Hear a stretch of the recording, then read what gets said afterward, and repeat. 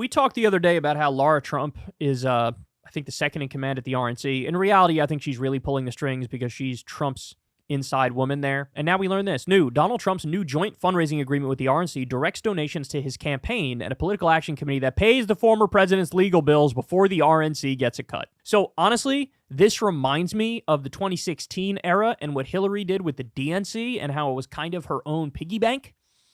But in this case, it's actually even worse because he's got all of these criminal charges, which cost $1 gazillion, and it looks like the RNC is going to have to pay that before other Republicans actually get a cut. So in the Associated Press, they say Trump's invite to major donors prioritizes the committee paying his legal bills over the RNC. Donald Trump's new joint fundraising agreement with the Republican National Committee directs donations to his campaign and a political action committee that pays the former president's legal bills before the RNC gets a cut, according to a fundraising invitation obtained by the Associated Press. The unorthodox, that's one word for it, diversion of funds to the Save America PAC makes it more likely that Republican donors could see their money go to Trump's lawyers, who have received at least $76 million over the last 2 years to defend him against 4 felony indictments and multiple civil cases. Some Republicans are already troubled that Trump's takeover of the RNC could shortchange the cash-strapped party. So he's already massively underfunded compared to Biden's campaign right now, and it's going to be even worse. Trump has invited high-dollar donors to Palm Beach, Florida for an April 6th fundraiser that comes as his fundraising is well behind President Joe Biden and national Democrats. The invitation's fine print says donations to the Trump 47 committee will first be used to give the maximum amount allowed under federal law to Trump's campaign. Anything left over from the donation next goes toward a maximum contribution to Save America, and then anything left from there goes to the RNC and then to state political parties. So in other words, the state political parties are going to get bupkis. They're going to get Dickie McGee's axe. They're getting nothing, bro. Again, this is an even worse example, but it kind of reminds me of what happened to the state parties under Obama. The infrastructure sort of collapsed. They didn't have the funding they need.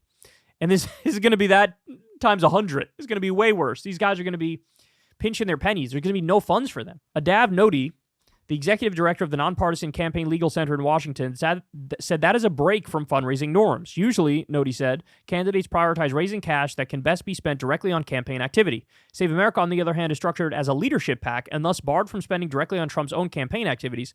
Legal spending made up 85% of Save America's total operating expenses during the first 2 months of this year, roughly the same as 2023, when such expenses were about 89%. It has spent $8.5 million on legal fees so far this year. Quote, the reason most candidates don't do this is because the hardest money to raise is money that can be spent directly on the campaign, said Nodi, a former staff attorney for the Federal Election Commission. No other candidate has used a leadership PAC the way Trump's campaign is. Yeah, no shit. Nobody used their charity like Trump did. Remember he bought like paintings of himself with charity money? Remember that? How about the funding for Trump University, where he's basically just committing fraud and later on had to pay out millions because he committed fraud? I mean, this guy has a track record of doing stuff like this, or when he stiffed all the people who worked for him at his casinos and his hotels. There was 1,000 articles about that, going into the specifics about how this contractor or that contractor was owed hundreds of thousands or millions of dollars, and they never got it. The Trump campaign noted that Save America spends on expenses other than legal fees, and that donors to the April fundraiser who contribute the suggested $814,600 per person or $250,000 per person will only have $5,000 of their donation go to Save America, sending hundreds of thousands of dollars to the RNC. Save America also covers a very active and robust post-presidency office and other various expenses not related to fighting the illegal witch hunts perpetrated by crooked Joe Biden. The Trump campaign, the RNC, and state GOP parties ultimately received the overwhelming majority of funds raised through the Trump 47 committee. Out of an individual donor's maximum contribution of $824,600, less than 1% goes to Save America. Steve Chung, the Trump campaign communications director, said in a statement. So my question for him is, where did all that money go when you guys raised over $250 million? $250 million to do the Stop the Steal stuff, and none of the money went to stopping the steal? Where'd that money go? Where'd that money go? Huh, interesting. We don't know, and you won't say. Almost like it's a giant con. A separate contribution form for the Trump 47 committee allows donors to give smaller contributions or a contribution of any size, but still spells out in the fine print that the donation is first to be allocated to the Trump campaign and Save America.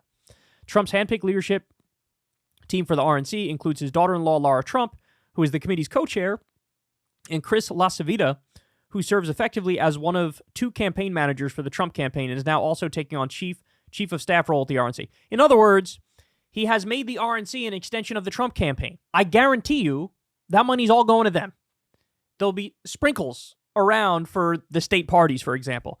There's going to, look, as bad as the Civil War is now internally in the Republican Party, when this guy's through, they're going to be absolutely in shambles, bro. In shambles. Remember, we just got the story. We covered it. Laura Trump gets into the RNC. 60 people were fired like that. Who were they? They were the ones that had questions about their loyalty. They were the ones who were the least MAGA-y of the MAGAs. And so they're moved out of the way. Now it's nothing but yes men. Look, this is the thing, man. We talked about this time and time again. Trump is going to make clear in a second term, I am not surrounding myself with anybody but loyal yes men. There's going to be no Bill Barrs there to say, hey, you can't do that. The election wasn't stolen. No, we're not going to do a false, fraudulent press release from the Justice Department saying we need to seize the voting machines and you actually won. We're not going to do that. It's not even going to be the Mick Mulvaney types, right? The other ones who sort of blew the whistle and were like, you didn't win the election. He's going to be surrounded by people who want to coddle his ball sack and powder his bottom, his gelatinous bottom. That's what's going to happen. And so that's dangerous. And they're already got the people in place at the RNC. Look, all I have to say is I hope investigators keep a close eye on this because I bet there's already been 17 different crimes committed and more will be committed. But they are going to shake these people down like nobody's business. And if trends hold, they're largely going to get away with it. But, fingers crossed in terms of reversing that trend. Hey, y'all, do me a favor and like and subscribe. It helps out big time in the algorithm. Click the bell as well for notifications when videos drop. And watch that video on screen right now.